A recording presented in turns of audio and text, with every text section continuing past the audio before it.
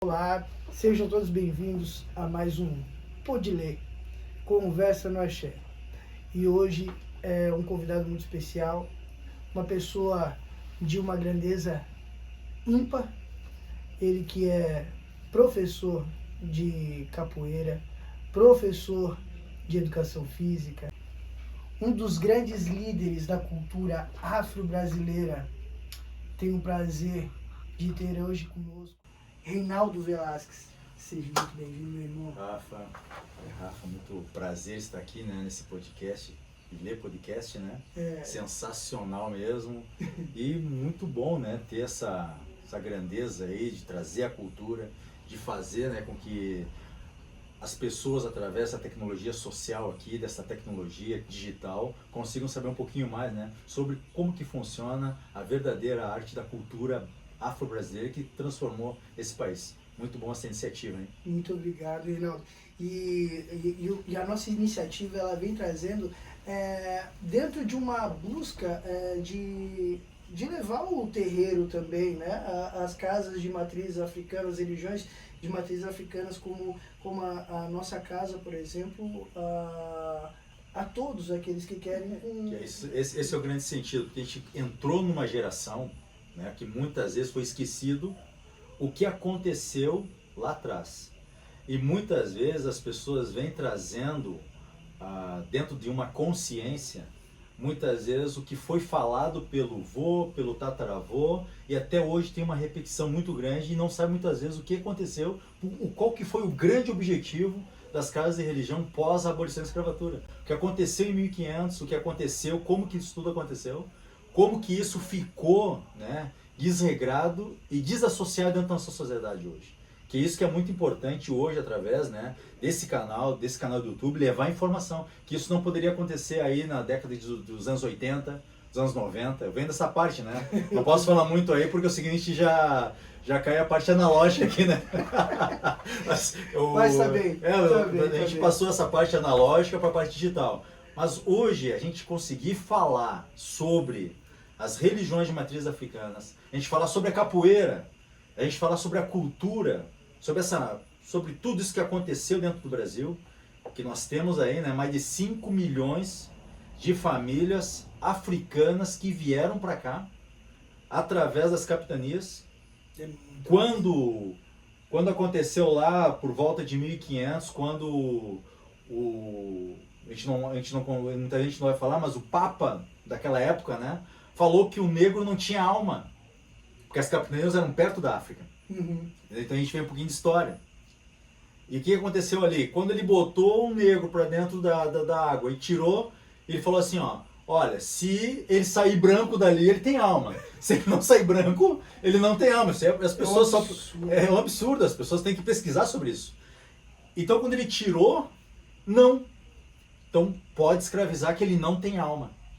E aí começou a era da escravidão, a era do transporte dos navios negreiros para virem para o Brasil, para irem para outros continentes. Mas só que o Brasil ele se tornou, né, um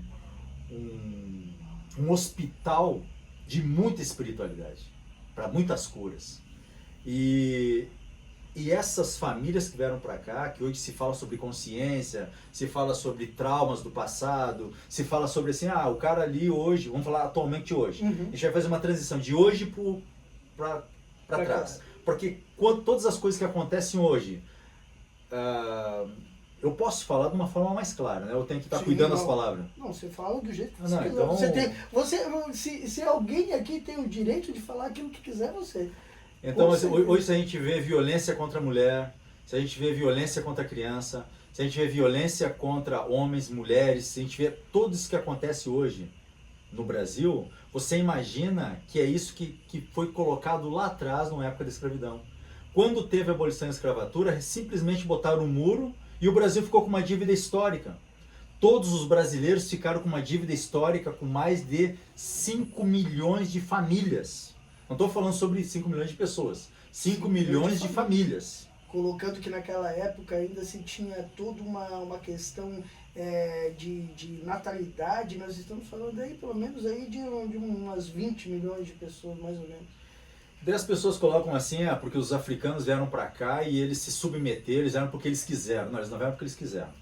Né? Eles já tinham, tanto que para cá veio reis, rainhas, por isso que o Brasil... A miscigenação do Brasil, ela se dá isso, de um continente inteiro.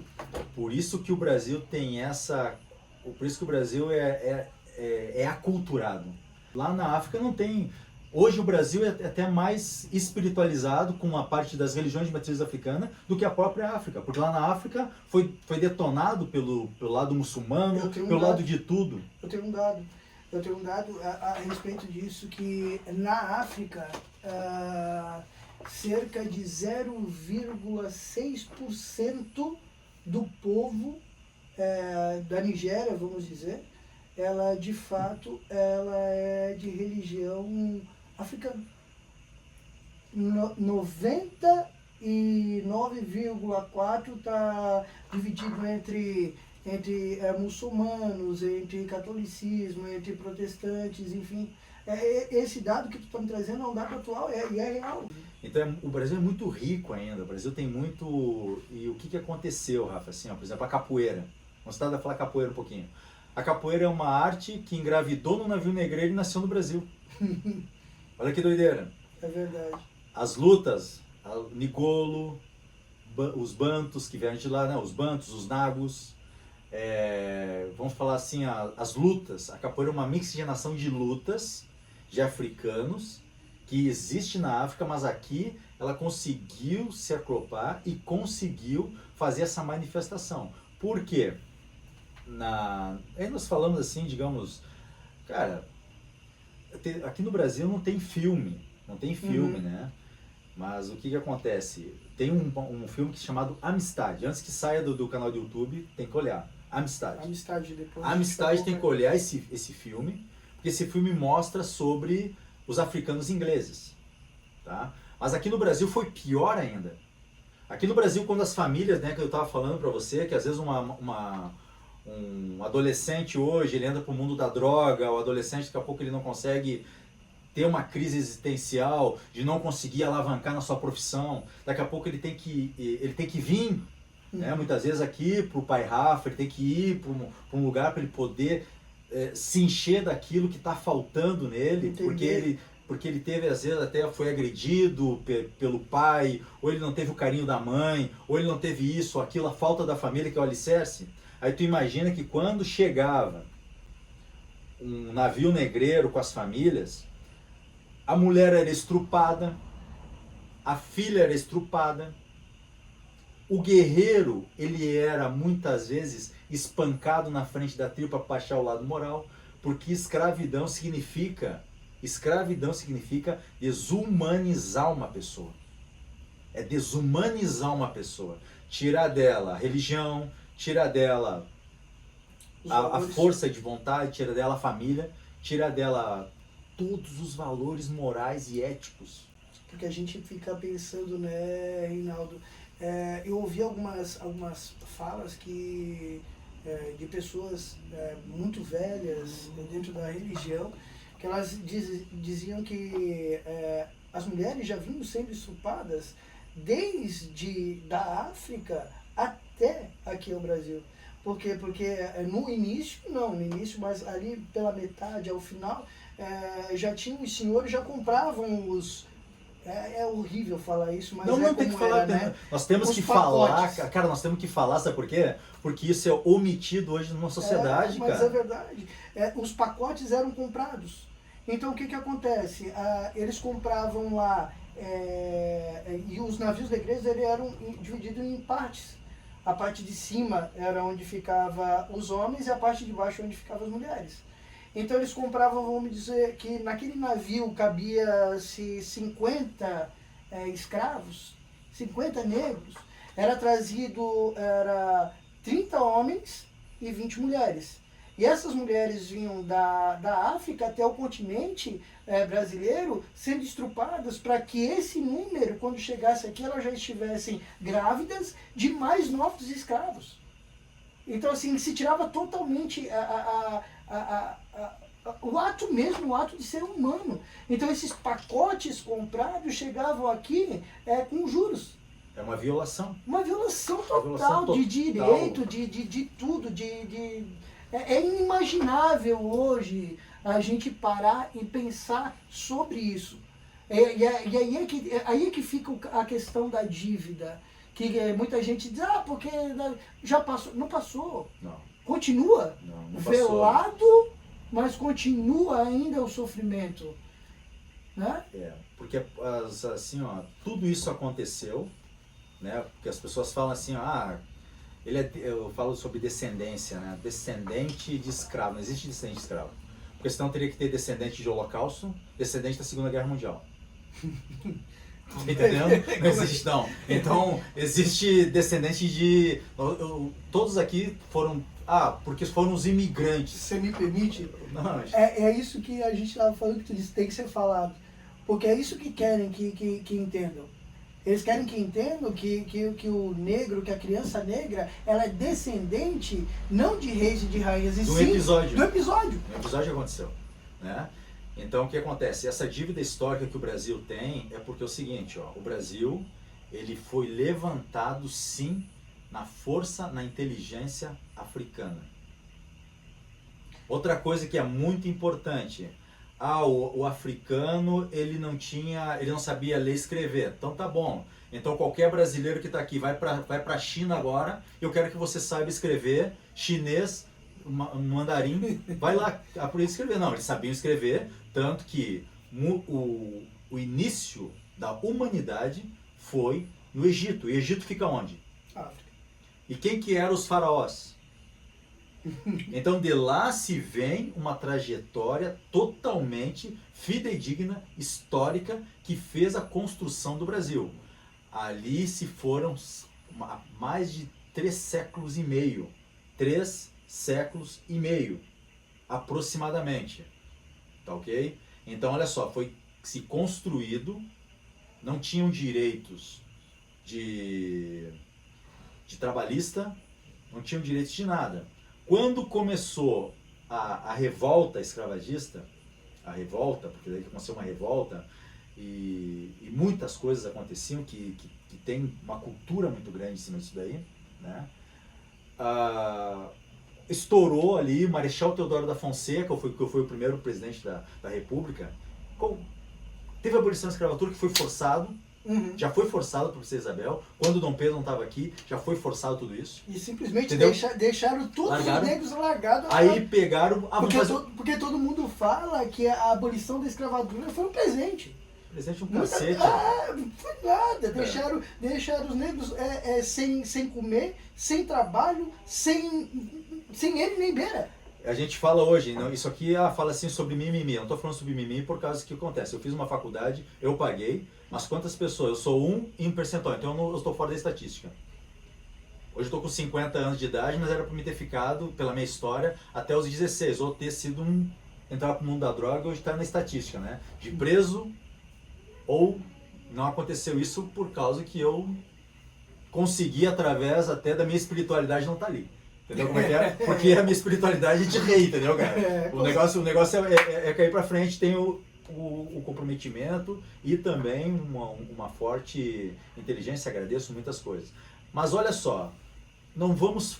Cara, tudo aquilo que aconteceu, de tragédia, de estupro, de violentação, de trabalho forçado, cara, foi assim, não dá... As pessoas tinham que olhar para essa característica, olhar para tudo isso.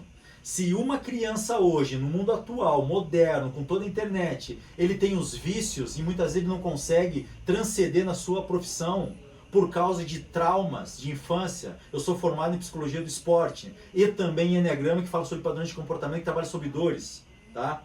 Isso eu fui entender. Tu imagina como é que era o medo de uma pessoa que foi passado de pai para filho, que ele tinha desvalorização. Foi passado do pai que era escravo, passado para o filho, para a mãe que era escrava, para a menininha, para o menininho, que ele não tinha direito nenhum.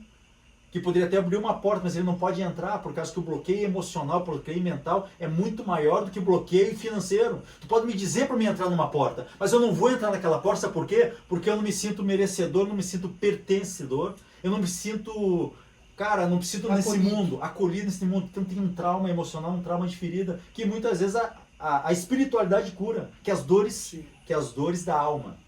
Sim. Que o negro era o único que morria de banzo. Sabe o que é banzo? Não. É a tal depressão de hoje. Banzo naquela época era saudade. Ele tinha saudade, que ele morria de saudade. Tanto que as músicas que se falam, era ele relembrando da sua terra. Olha só. A sua terra, para lembrar aquilo, e isso era passado de pai para filho, de boca a ouvido, como se é passado hoje dentro do teu terreiro.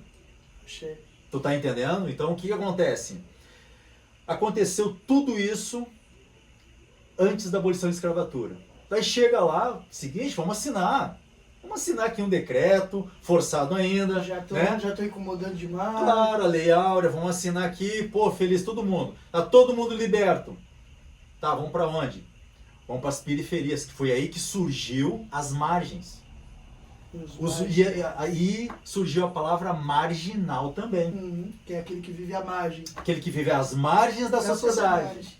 Aí subiram os morros.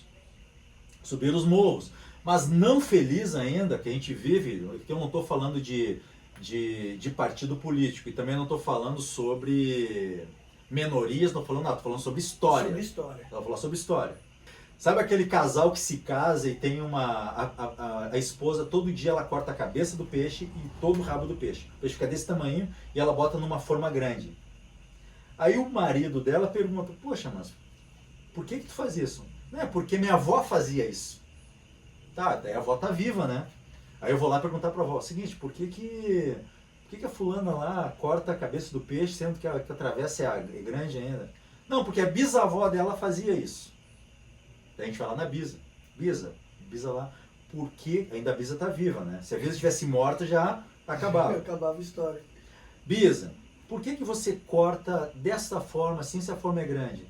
É o seguinte, é porque naquela época, nós era tão pobre que a forma era pequena. Então, para couber o peixe ali, eu tinha que cortar a cabeça e cortar o rabo dele para colocar na coisa. Mas pelas pessoas não saberem, elas vão replicando aquele conhecimento como se aquilo pro fosse outro uma receita. Que fosse uma verdade.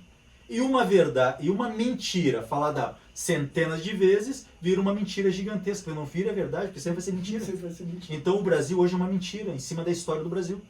Ponto. Verdade. O Brasil é uma mentira em cima da história do Brasil.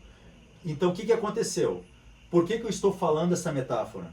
Porque lá, quando foi feita a abolição da escravatura, quando veio o presidente, Marechal Deodoro da Fonseca, sabe qual é que foi a primeira lei que esse animal fez? Vândalos e vagabundos. E colocou todos os negros dentro dessas coisas. Vândalos e vagabundos. O cara que tivesse na rua até tal hora era vagabundo. O cara que não tivesse tal era vagabundo. Quem era? Os negros. Por quê? Porque não tinham onde parar, porque tiraram tudo dele.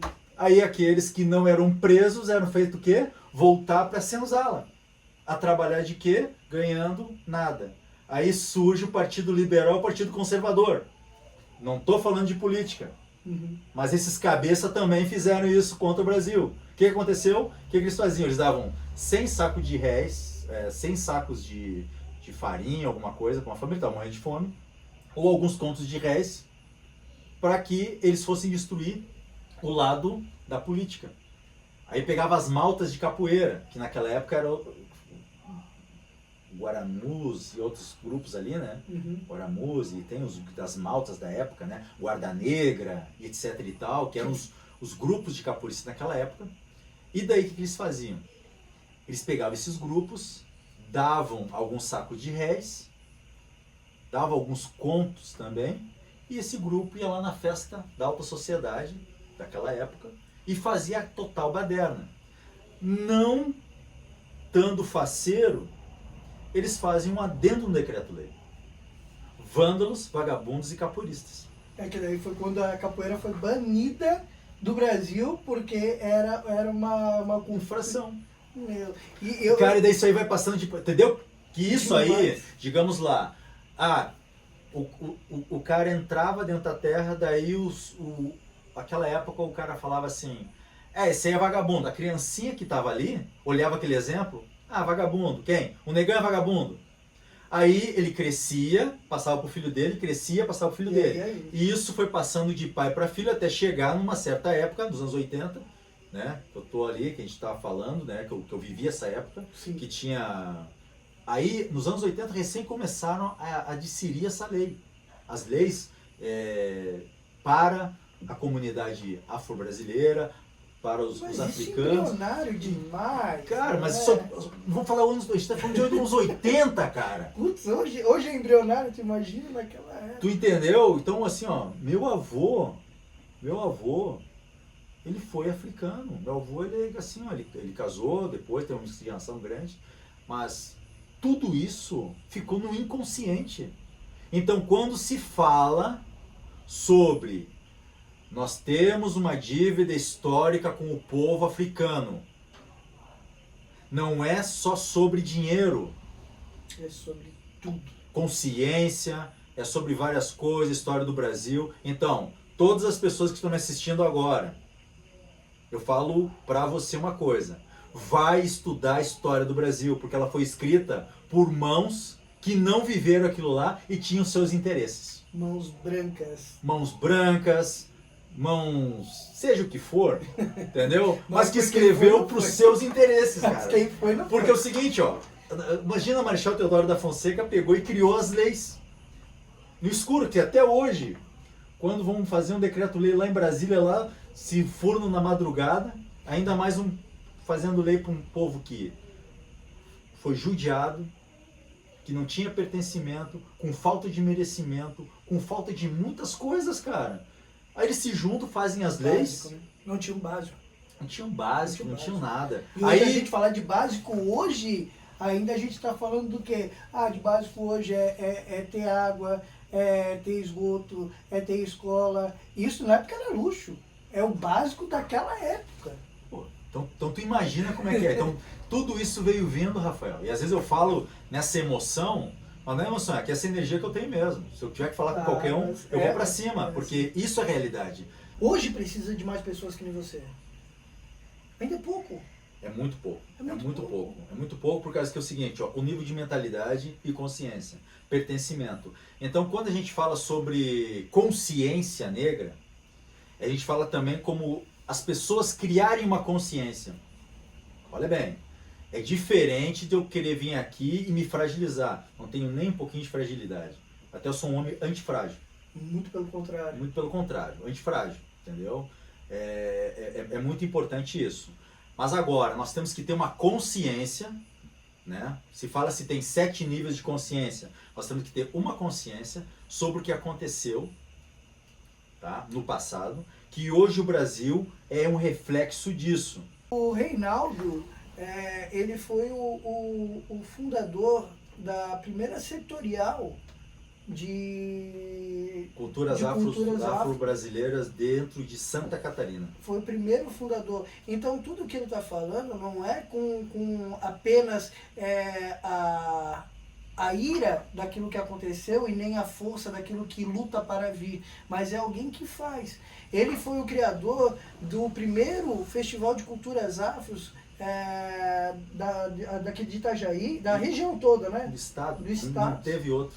Não teve outro, verdade. Em 2018 e do segundo em 2019. Não, a gente começou em 2019. 2019 a gente fez. 20, 21, fizemos em Balneário Camboriú. Fizemos em Itajaí, fizemos 3 edições.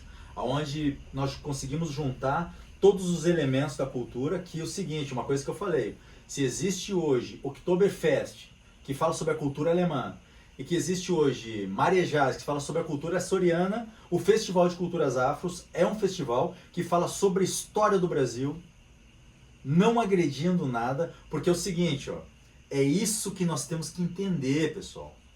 Quando se fala sobre história, nós temos que entender o seguinte, que existiu também aqui nesse país existe um movimento onde tudo que vem das culturas aborígenas, africanas, indígenas, que não faz parte da cultura romana ou da cultura europeia, parece que tudo é errado. Parece que é uma bagunça. Parece que é uma bagunça. Não é uma bagunça, porque dentro da minha casa a minha bagunça está organizada. Uhum. Essa é a realidade. Perfeito. Aos olhos do outro, dentro da minha casa, pode estar desorganizado. Não, mas dentro da minha bagunça está organizado. Cada um cuida do seu rolê. Exato. Sabe? Cada um tem que cuidar do seu rolê.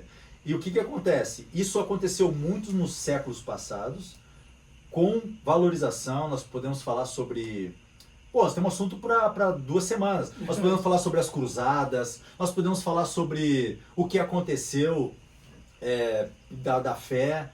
Então, tudo isso vem, muitas vezes, colocando para baixo uma população totalmente que precisa hoje de mais consciência. O Brasil é esse...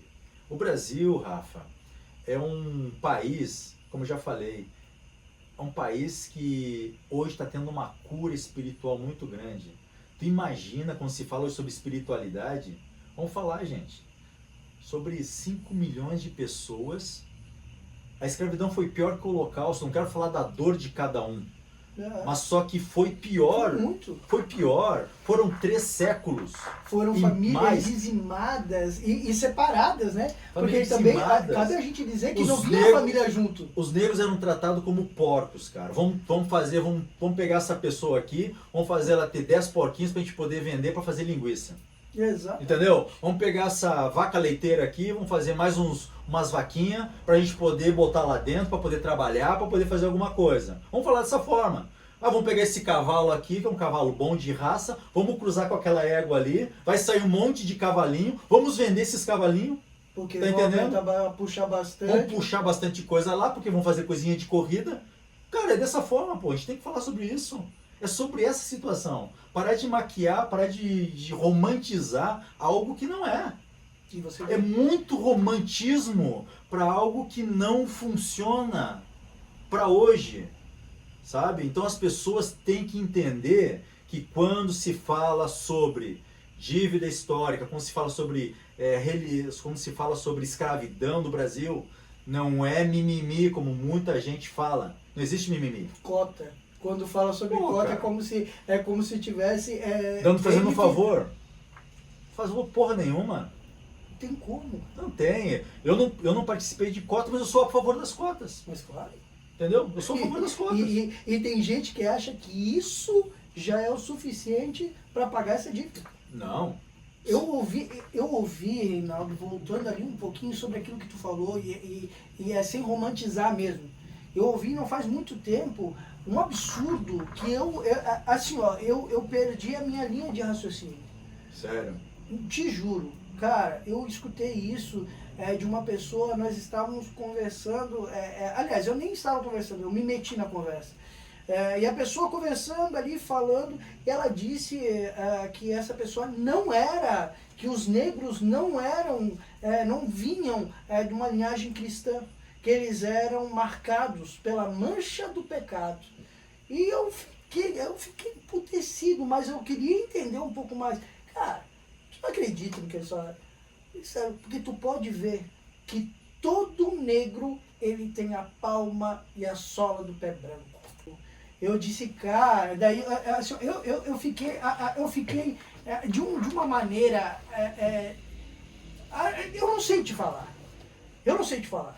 Porque assim, ó, eu não estou te falando isso de 80. Eu não estou te falando isso de 90. Nem de 2000. Eu estou te falando isso há pouco tempo atrás. Imagino.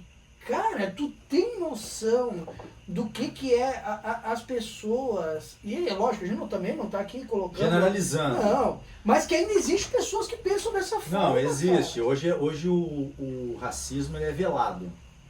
Eu sempre costumo falar em cima das minhas mentorias, né? O conhecimento é algo que liberta. Conhecimento liberta. Sim. Porque quando eu comecei a ter conhecimento da minha existência, eu me libertei. Eu comecei com 8 anos de idade, a minha mãe, olha só, minha mãe ficou grávida com 14 anos de idade, foi expulsa de casa, imagina isso há 50 anos atrás, foi moradora de rua. E foi numa casa de religião que pegaram e adotaram ela, com 14 anos de idade. Se hoje uma menina de 14 anos já fica grávida, já é complicado, mas naquela época. E sendo negra ainda. Entendeu? Aí eu nasci na rua. Fui morador de rua. A minha mãe foi moradora de rua junto comigo. Sacou como é que é? E daí, ela não passou o pão que o diabo amassou. Porque o diabo é o seguinte, cagou em cima. Entendeu como é que é? E o que aconteceu? Teve outros tipos de situações que aconteceu com ela. E eu tive que assumir a minha responsabilidade como um homem, como um negro, com 8 anos de idade. Porque a minha teve vários tipos de situações. Daí eu fui para um projeto socioeducativo. Lá tinha capoeira, nos roxinóis tinha capoeira. Meu mestre churrasco, que é um grande babalorixá, né? Lá em Uruguai, no Rio Grande do Sul. Um grande abraço para ele. O que aconteceu? Eu entrei para capoeira. A minha mãe foi uma pessoa que ela não deixou eu pegar as dores. Olha que doideira, né, cara? Eu tenho que tirar o chapéu para as mulheres, cara. Ela com um filho, do jeito que foi, ela não deixou chegar as dores do mundo em mim. Tanto que eu nunca vi o racismo. Tu acredita nisso? Eu nunca vi, cara. Ela conseguiu te blindar. Ela me blindou, cara. Eu fui pra capoeira com 8 anos de idade. Porque ela falava assim pra mim, ó. Ou tu vai pra capoeira, ou eu te dou uma surra com espada de São Jorge. Eu já sentia, né? Então tu vai pra capoeira. Entre levar umas espadas de São Jorge e ir pra capoeira, ia pra capoeira, né, cara? Eu consigo bater em alguém, talvez. Aí, a minha vida começou assim, cara. Ela me ensinou tudo. Me ensinou como limpar a casa, ela me ensinou como fazer comida, ela me ensinou. Ela me fez um cara assim que vai pro mundo, meu filho. Entrando nesse mundo da capoeira, a capoeira foi onde as minhas dores eu colocava lá, minha raiva do mundo eu colocava lá. Então eu começava a treinar. Com 9 anos de idade, com 9 anos de idade eu era surreal. Chutava, batia muito, fazia um monte de coisa, até que uma professora de dança, olha só, uma professora de dança me convidou para me entrar para o grupo latino-americano de dança. Isso com 9 anos de idade, cara. 9 anos de idade. Aí o que aconteceu? Eu olhei para aquele lugar, vi um monte de menina bonita, vambora, vamos dançar. Aí comecei a dançar, cara. Olha só, às vezes, então os caras queriam tirar onda de mim, eu passava o sarrafo neles. Aí eu conheci a Argentina, conheci o Uruguai, conheci Buenos Aires, conheci Córdoba, El Chaco, vários lugares, dançando. O que melhorou? Hoje se fala de mindset. Consciência, mudança de comportamento, modelar. Se fala muitas coisas hoje, bonitas na internet, e eu também falo para alguns mentorados meus, mas naquela época não se tinha nada disso, cara. Modelei meu pensamento. O que eu pensei? Cara, se eu cuidar do meu corpo, se eu treinar, eu vou ganhar dinheiro. Vou conhecer coisas novas. Aí quando eu entendi esse rolê aí, cara, se eu fizer isso e aquilo, eu me blindei. Eu comecei a treinar. Eu comecei a ser o primeiro da classe. Fui campeão gaúcho, campeão sul-brasileiro. Montei um projeto social. Comecei a trabalhar com crianças, com jovens. Comecei a crescer na vida. Fui o primeiro da minha família a fazer faculdade. Dei várias experiências para minha mãe. Curei as dores emocionais dela, as dores físicas, que até a religião dela tinham tirado. Ela me escondeu ainda muitas coisas que depois, quando eu quebrei, eu tive que levantar novamente. Tu foi uma pessoa muito importante na minha vida também. A gente é irmão, né, cara? Muitas coisas. Rapaz, então tu imagina hoje todos os efeitos colaterais que faz com que aquele episódio da escravidão no Brasil, que botaram um muro simplesmente, fica pro lado de lá que agora, a partir de agora, a gente virou república. Tá tudo certo. Tá tudo certo, tudo que a gente fez com vocês, eu bati em você, o teu rolê agora, tu fica lá, negrinho, tá entendendo? Sobe o morro, vai pegar teu coco, tuas bananas, monta ali teu chalezinho, que agora a gente vai trazer todo o pessoal da Europa pra cá, pra trabalhar. Daí o que acontece? Sofreram, mas só que eles tiveram terras, eles tiveram semente, eles tiveram apoio governamental, as famílias não foram tiradas deles, porque o maior pertencimento foi as famílias detonadas. Então, Não vou pedir desculpa porque isso aqui é uma realidade. Todos os europeus, quando vieram para essa terra chamada Brasil, eles tiveram apoio. E as famílias, que é o primeiro núcleo social, não foi tirada deles. Por isso que eles não tiveram dor e eles prosperaram. Então nós temos aí uma lacuna. Existencial.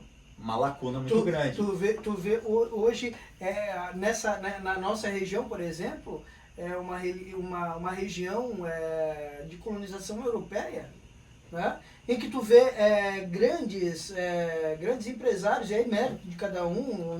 Nós estamos falando de contexto histórico. Nós estamos falando de contexto histórico, não tem nada a ver com hoje. Por favor, vamos começar a respeitar essa ideologia, porque você não pode também comprar as dores do outro. Exato. Tudo bem. Mas é real que tu olha essa linhagem europeia prosperando, tendo suas... E hoje tu olha os negros que são essa ancestralidade e os negros continuam batalhando, lutando, guerreando para... E claro que tem muitos que venceram, mas é de uma proporção muito mínima. Muito melhor. Esses povos africanos aí que a gente tem que trazer, né? Porque isso aí que é o histórico, Rafael. Porque se não tiver isso, não tem base. Por que que muitas pessoas hoje, o maior número de suicídio de pessoas, seja elas hoje de pele, nós vamos falar de pele, porque o DNA brasileiro, se você começar a ver, todo mundo aí tem um pouquinho, né, do DNA africano dentro da sua origem. DNA africano e indígena, né? Mas o que eu quero dizer é o seguinte, ó. Por que que um grupo prosperou bastante, outro grupo não prosperou? Vamos colocar as regras. Uma população que é aproximadamente hoje quase 55% do Brasil. No último censo, 56,3% do Brasil. 56% do Brasil. Tá ok? Essa população trabalhou 3 séculos e meio em situações ruins. As famílias foram destruídas, o pertencimento dela foi destruído, tá ok? E quando ela saiu desse negócio, né? A humanidade pegou tudo dela e ela não teve nada. Vamos pegar, aí já foi sido criada uma base. O Brasil foi criado em cima disso, a economia do Brasil, tudo, café, aí nós temos outras coisas para falar. Tudo isso foi acontecendo aqui. Aí chega aqui, como está tudo construído, eu chamo o Rafael. Rafael, seguinte, vamos tirar o Reinaldo de cena. E Rafael, é o seguinte, agora tu administra isso. Nós vamos te dar terra. Aí... O Reinaldo já cavou o buraco, já virou a terra, já plantou, já semeou, já colocou água. Hora que é hora de colheita, sai o Reinaldo e entra o Rafael para poder ganhar o louro da graça toda. E é isso que aconteceu, entendeu? Então, gente, vamos parar de romantizar, vamos parar de ser estúpido e vamos parar de ser ignorante. Ignorante é ignorar um fato que aconteceu, histórico, de realidade e sem romantismo. Nós estamos falando aqui sobre a nossa história. Quando a gente sabe a nossa história, quando a gente sabe de onde a gente veio, a gente começa a entender um pouco mais para onde a gente vai, sabe? Perfeito. Entendeu? Perfeito. E isso aí é lindo. Eu acho que se todos tiverem essa consciência de compreenderem, aceitarem, entenderem de onde vieram, se torna muito mais compreensivo tudo isso que a gente está falando agora. Que é quando não se tem essa real sabedoria, esse real entendimento de tudo aquilo, sem romantismo, sem poesia, de tudo aquilo que aconteceu, mas se tem isso nu e cru, talvez as pessoas tivessem um outro tipo de comportamento ao longo desses anos. Comportamento. Aí você falou sobre, nós vamos falar sobre comportamento, sobre mentalidade, sobre mudança de consciência, que se fala muito hoje, é muito bonito falar, né? Mas é o seguinte, ó, pega qualquer um aí, vamos falar sobre consciência, beleza, cara? O seguinte, eu vou te botar lá dentro agora do bairro lá e tu muda a consciência daquele povo lá. Faz favor pra mim. Vai lá, vai lá e muda a consciência daquele povo lá. Não, o povo precisa de básico. Então aí que a gente entra em políticas públicas verdadeiras. Políticas públicas verdadeiras. Perfeito. Qualquer governante hoje, dentro do Brasil, ele deveria ter com políticas públicas verdadeiras. Mas lógico, a gente tem aí muitos obstáculos hoje, muitas variantes para se colocar. Mas quando se fala em novembro, cara, eu vou te falar uma verdade. Quando eu dava aula de capoeira, as pessoas vinham todo o ano e no mês de novembro pedir que eu fosse fazer apresentação de capoeira. Eu não ia. Eu não ia. Não vou. Eu vou te falar. Sabe por quê? Porque tem que ter o poder de fala, tem o poder de falar, daí eu vou lá, faço um monte de movimento, aí que bonitinho, esse negão dando aula de movimento de capoeira, lá, chuta pra lá, chuta pra cá, não sabe nem o que é aquilo ali. Não, eu quero saber sobre história. Vamos conversar um pouquinho? E tu sabe por quê que veio esse apelido na capoeira? Sabe por quê? Porque quando Marechal Deodoro da Fonseca proibiu a capoeira no Brasil pela Era uma lei... pergunta que eu ia te fazer, porque eu vejo muito os mestres, eles terem os apelidos. Codinome. O codinome. Eu conheci aqui o Gato Preto, o Mestre Meia-Noite, né? Mas eu nunca cheguei nisso. Então o teu apelido era Pão d'Água. Pão d'Água. Mestre Pão d'Água. Tu quer saber a verdade ou quer saber a analogia? Não, quero saber a verdade. A verdade? A verdade é por causa do pão. Sim. Mas eu tenho que muitas vezes, né? Nós temos que aumentar nosso brand, a nossa vaidade. É porque na época eu era um menino muito bonito, então eu era um pão, né, cara? Ah, um pãozinho, eu entendi. Boa. Então você me fala, quer saber a verdade ou tu quer saber o mito? Mas assim, ó, o que aconteceu ali? Sabe aquele morro chamado Vidigal dentro do Rio de Janeiro? Sim. Sabe aquele morro ali? Então existia um sargento chamado Vidigal. Quando deu essa parte da abolição da escravatura, esse sargento Vidigal estava no meio da capoeiragem. Então, ele denunciou todos os capoeiristas. E como prêmio ele ganhou aquele morro. Por isso que ficou o Morro do Vidigal. Ele ganhou aquele morro ali. Muitas pessoas não sabem. Ali dentro do Rio de Janeiro, no Valongo, sabe? Tem ali o Valongo. Agora, quando estava escavando, agora nessa época aqui, nos anos 2000 mesmo ali, começaram a escavar para fazer uma estrada ali. Ali acharam vários ossos de africanos ali, porque quando o navio chegava e aqueles negros chegavam doentes ou mortos, eles jogavam ali naquele rio, que era um rio, era uma vala. Jogavam ali. E quando começaram a escavar, começaram a achar ossos e pararam tudo. Eu vi esse. Eu tava lá, cara, eu tava lá, eu visitei lá no Mercado Modelo, eu tive lá no porão, sabe? É uma energia que é de arrepiar. É uma energia muito doida, assim, sabe? E o que acontece? Então, o Rio de Janeiro, a capoeira se dizimou. Que lá era a parte da República. Em Recife, a capoeira virou frevo.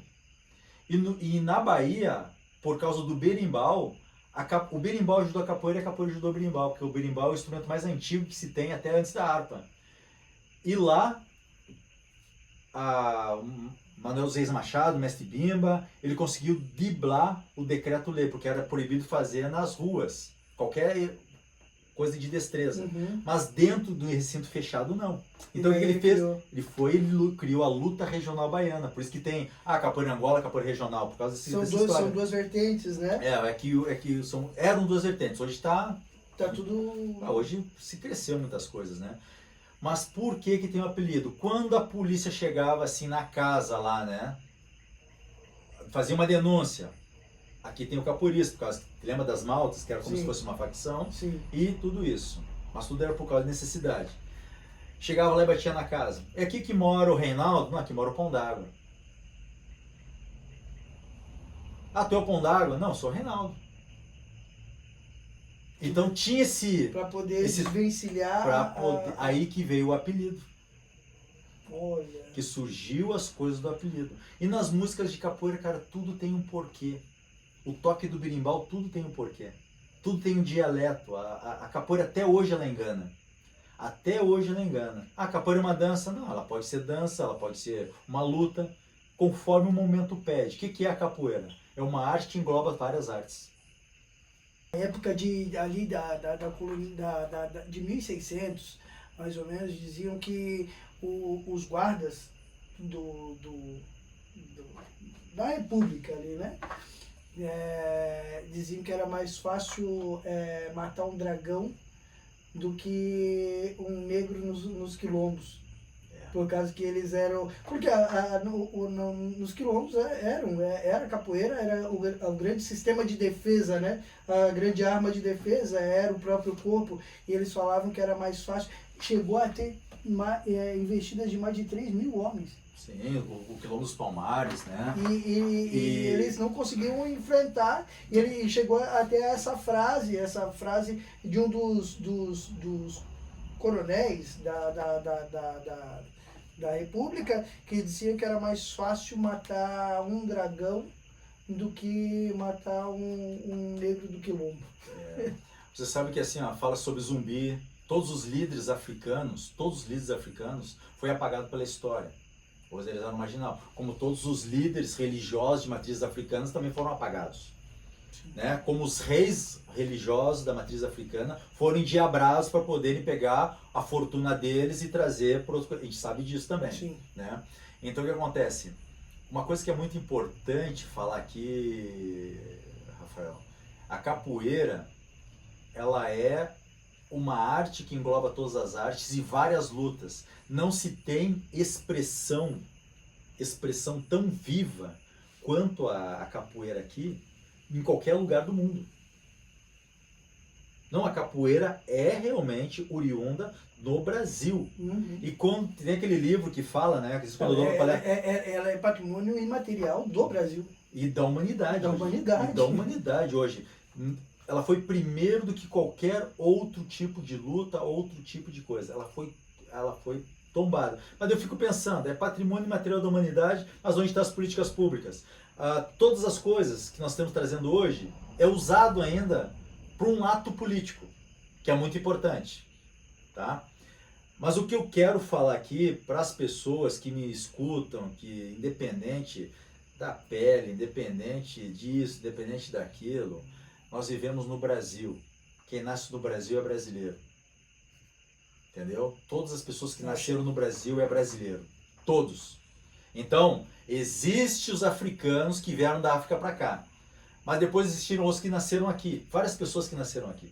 Nós vivemos na mesma terra, no mesmo território. Somos filhos da mesma pátria.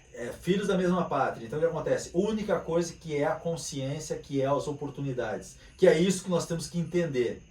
Ele tem a mesma oportunidade que eu. Um cacete não tem a mesma oportunidade. O cara que nasce lá na vila não tem a mesma oportunidade de um cara que nasce num duplex de 3 milhões em Balneário Camboriú. Não tem a mesma consciência, não tem a mesma coisa, porque ele vai ter o tipo... mas Reinaldo, aí tu tá querendo que tenha direitos iguais. Não é direitos iguais. Aquele cara lá tem consciência. Agora, esse aqui... porque o cara foi para as drogas porque o cara quis. Não, gente. Se até hoje nós falamos sobre consciência, sobre mentalidade, nós temos que lembrar também o fator histórico da realidade, porque hoje fala-se sobre constelação familiar. Então tá bom, gente, vamos pegar toda essa constelação familiar e vamos colocar lá no tempo da escravidão para ver se a gente conseguiria fazer isso aí. Tirar as dores emocionais das pessoas. Que foi passado de pai para filho. Foi passado de pai para filho. Tem gente que o pai não tem sentido de pertencimento, que passou para a filha, que passou para o filho, e nós temos uma geração agora. E continua. Então, a outra coisa que é muito polêmica falar, 13 de maio, muitos, isso eu não estou comprando guerra, não estou comprando guerra com ninguém. Mas estou falando, 13 de maio não é uma data festiva. Para mim é uma data festiva, porque foi assinada uma lei. Foi assinada uma lei. Se não tivesse assinado essa lei, não teria liberdade, livre-arbítrio, não teria todas as coisas. Nós não podemos confundir o mal que as pessoas daquela época fizeram e não dar o suporte àquelas pessoas que foram libertas. Mas agora a liberdade imposta naquele momento foi assinado. Até hoje a gente não fala sobre leis. Por que a gente coloca um vereador? Por que a gente coloca um deputado? Por que a gente coloca um governante? Para ele fazer o quê? Para ele legislar, criar leis. E aí é que está a importância de políticas e de representantes dentro da política. Né? Eu acho sensacional a política como um todo, quando se tem um embasamento e quando se tem o quê? Pessoas de valor. Por exemplo, que nem você, pessoas de valor que têm pelo que lutar, que têm pelo que falar, que têm pelo que... Só que política virou profissão e não virou mais arma. Porque a política foi criada, o Estado, ele criou política dentro da própria democracia para que isso fosse, através do povo e seus representantes, criar políticas de convívio, políticas de pertencimento, enfim. E hoje eu vejo a importância de cada vez mais se levantarem pessoas e entender que isso não é para o outro, isso é para cada um. Precisa ter mais pessoas negras dentro da política para poder aí de fato fazer algo diferente, para que isso seja de alguma forma reparado. Porque se deixar na mão de pessoas que só atendem os seus próprios interesses, vai ser de que forma?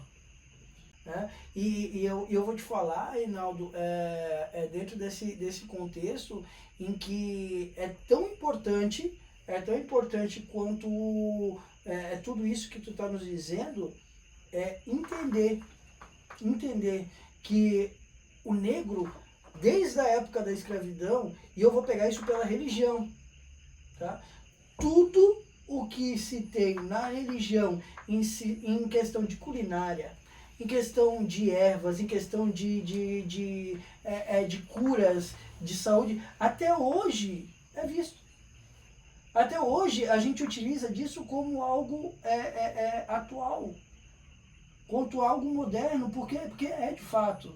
Então, os negros que vieram da África para cá, para mim, são as pessoas mais inteligentes que eu tenho notícia. Porque eu vivo sobre aquilo que eles trouxeram até hoje. Culinária. Cara, culinária.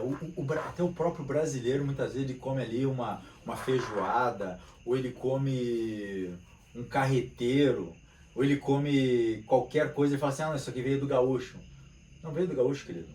Não veio do gaúcho. O carreteiro era feito lá porque sobrava algumas coisas, as carnes os caras faziam. Nós vamos falar a bota. Tá? Quer dizer que esqueceram então dos negros lanceiros. Os lanceiros da história esqueceram que eles botavam um couro aqui por causa das cobras. Para não ser mordido. Então nós temos que trazer um resgate histórico, porque é o seguinte, isso aí ignoraram. Então quando se fala hoje, é difícil realmente. Eu sou um cara que eu sou difícil. Eu sou um cidadão brasileiro, oriundo de africanos, negro, que eu sou difícil trocar ideia. Porque o cara vai ter que sentar... Você é difícil não, você é muito fácil de trocar ideia, você é difícil ser enrolado. Porque às vezes, quantas vezes tu escutou aqui que vem uma pessoa aqui chorando, tô angustiado e coisa e tal aqui dentro. Duas coisas, falta de pertencimento e falta de merecimento. E o pior é que isso é uma grande parte das pessoas hoje que buscam. Eu costumo dizer que muito poucos aqueles que buscam através daquilo que é o querer. Geralmente é em cima da dor. Geralmente as pessoas...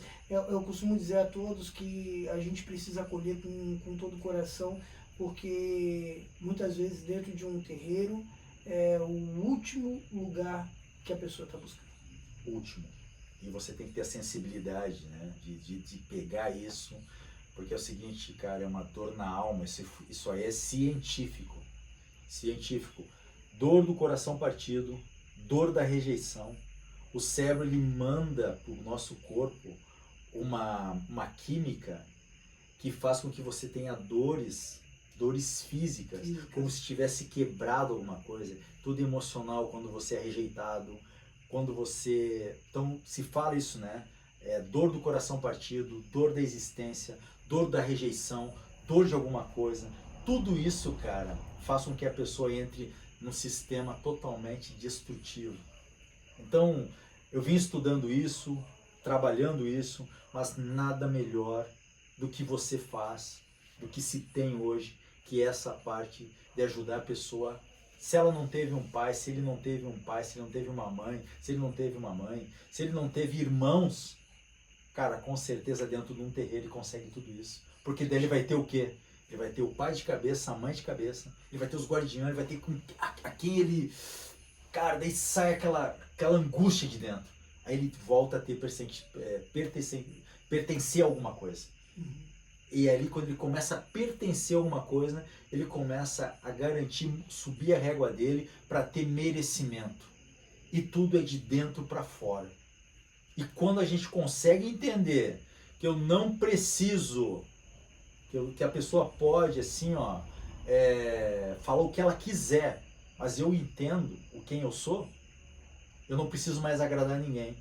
Eu só preciso agradar meu pai e minha mãe, que era isso que os africanos tinham na época. Sabe por que não mataram os africanos?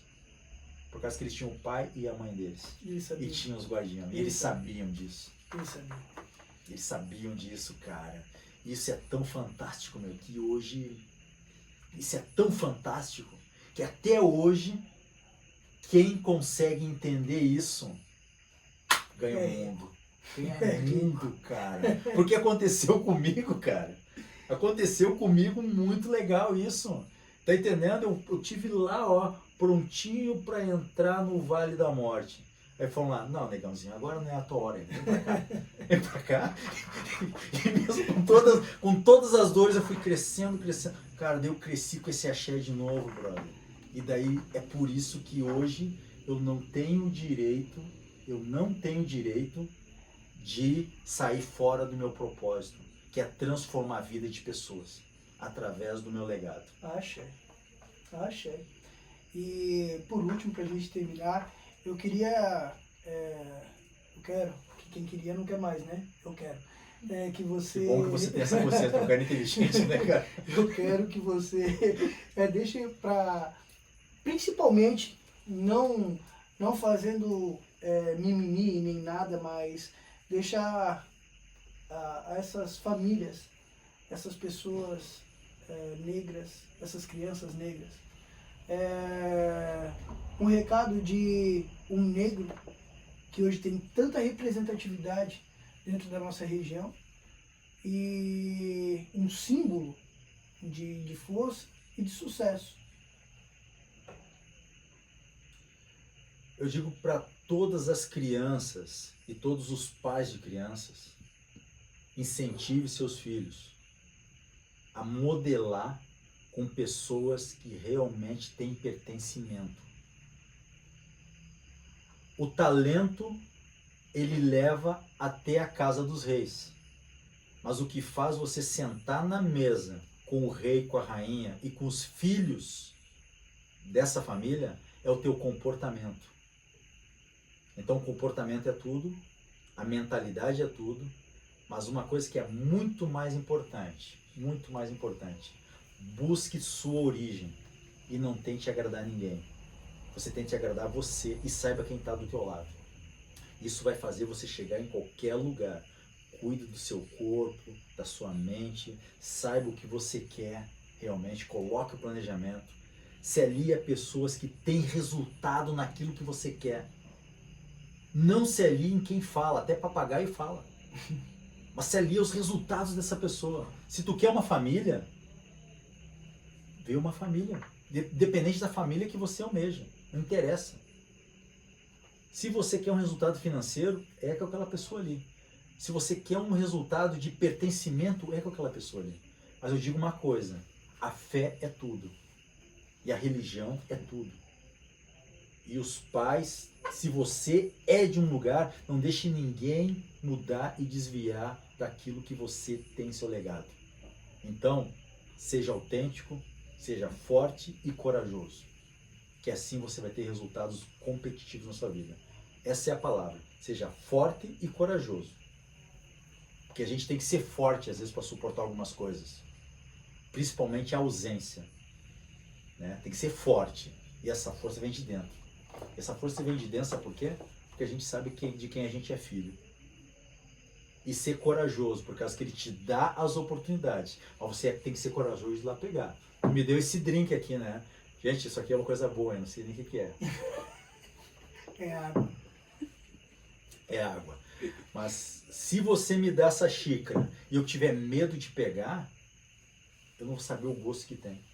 Então experimente. A experiência é a melhor coisa que tem. Então seja forte e corajoso e pegue seu talento, o maior talento que você tem, e aplique isso com seus comportamentos.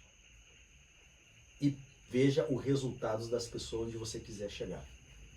Qualquer um pode chegar, mas desde que tenha isso que você quer fazer, desde que tenha alguém que você possa olhar na frente e se modelar, com pessoas que já traçaram esse caminho.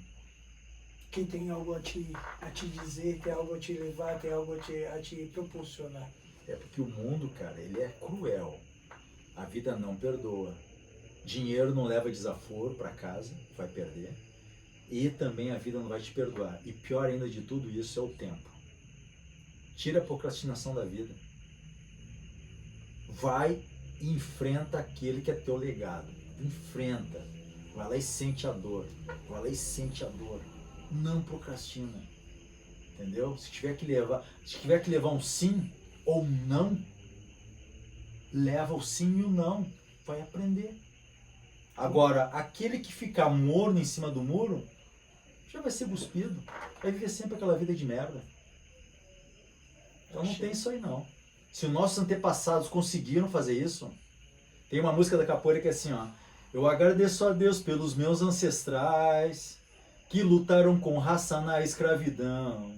Hoje eu sei que eu estou liberto, mas quero saudar minhas tradições. Tem nego lutando, tem nego jogando no meio da matamba, assim, ô. Aí tem muitas músicas de capoeira, né, brother? Então eu agradeço a Deus pelos ancestrais, cara. Eles lutaram com raça, por isso que eu tô aqui, brother. Axé. Irmão, obrigado pelo Irmão, convite. muito obrigado. E assim a gente encerra mais um Pode Ler, Conversa no Axé, com o meu irmão, com o meu amigo Reinaldo Velasquez. E eu vou deixar aqui depois dos vídeos o material dele, aonde pode ser encontrado, porque tudo isso que foi falado hoje é em cima de história, é em cima de vida. Muito obrigado, um beijo, um cheiro e até a próxima.